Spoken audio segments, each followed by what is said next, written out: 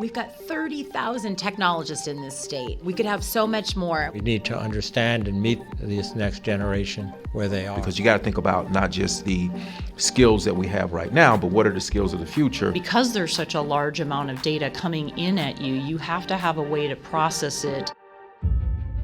I'm John Hyten, retired general in the United States Air Force, former vice chairman of the Joint Chiefs of Staff, former STRATCOM commander. If you're at STRATCOM, if you're an American, you should be very concerned about what you see in the news. We have adversaries that are using the digital world against their adversaries and using the digital world against us. That might be my biggest concern in the world. When I look at Russia and China, it's not them, it's us. Because we have lost the ability to go fast.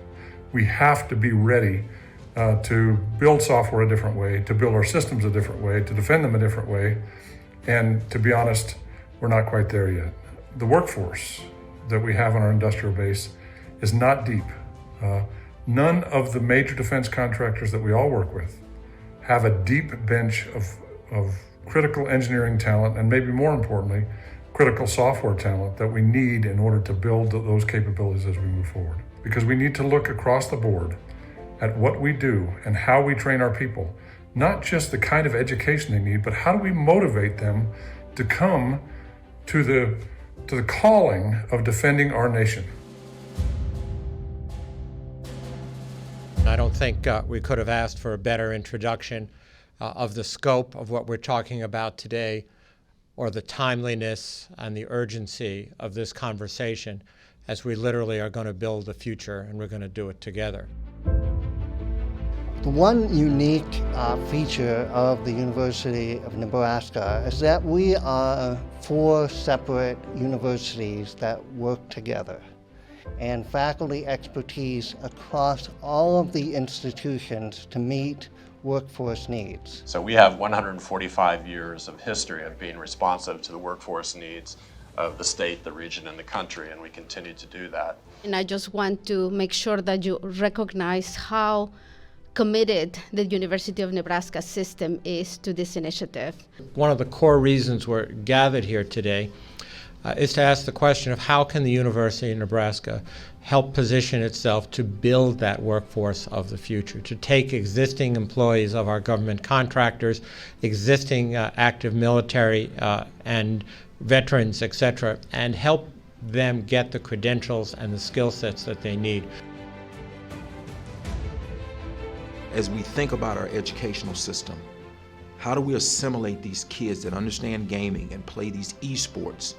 And how is that translatable and transferable to the needs that we have right now in the tech space, specifically not just in the military space, but overall in our overall tech space? We always talk about reading, writing, and arithmetic, but we also believe computer science is really important. How do you get that computational thinking, those critical thinking skills? Because tech is in every single thing now. This is new technology, and you're going to have to teach the tooling of that technology. And so and it's useful both for commercial as well as defense industry. There's a bunch of old technology that you just have to be curious. You have to ask questions. You have to be able to work in a team, really being able to gather those requirements so that you can convert what they do today into something that's much better for tomorrow. It's about how does the team come together to deliver, particularly in critical decision making.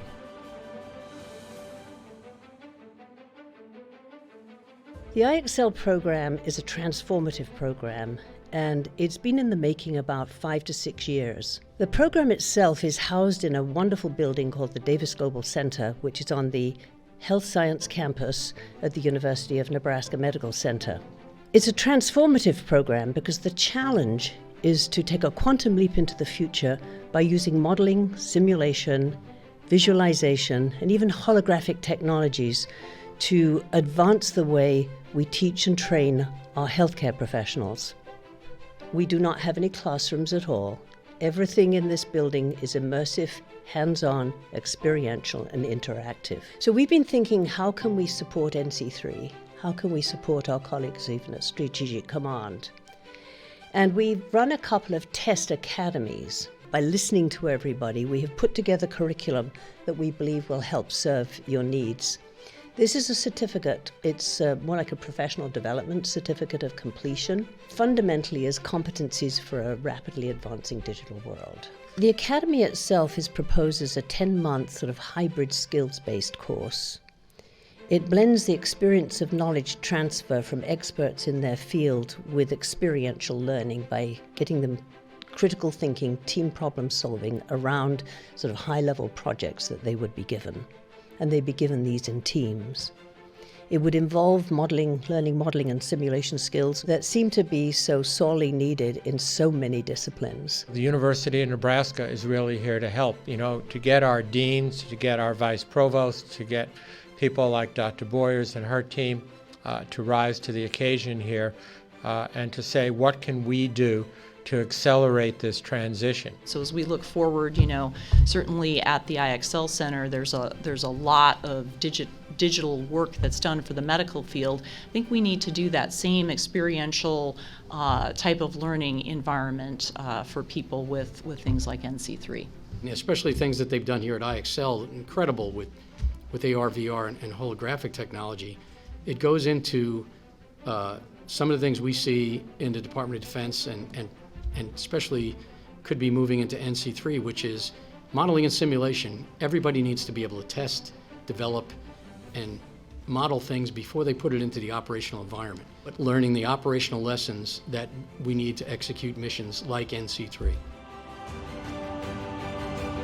We are ready to go today to start to educate that next generation if there's educational content that's needed. We are ready to work with our industry partners, with our government partners. This requires a sense of urgency, and Rich, I agree. We can't have a crisis to have this kind of urgency. We have to create the urgency right now. I think Nebraska is uniquely positioned specifically around defense and technology. And there's a real differentiation here in this state specific to that business discipline.